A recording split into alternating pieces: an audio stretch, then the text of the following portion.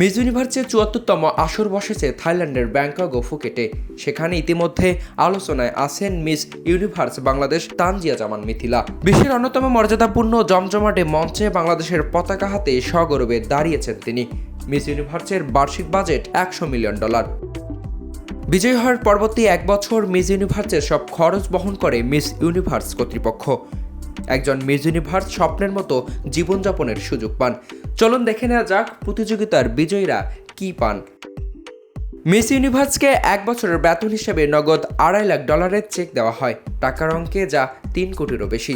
Miss ইউনিভার্সের বিজয়ীকে 1 বছর যুক্তরাষ্ট্রের new York city miss universe সংগঠনের বিলাসবহুল অ্যাপার্টমেন্টে থাকতে দেওয়া হয়। অবশ্য যুক্তরাষ্ট্রের মিস ইউনিভার্সের বিজয়ীরা সেখানে পাকাপাকিভাবে থাকার সুযোগ পান।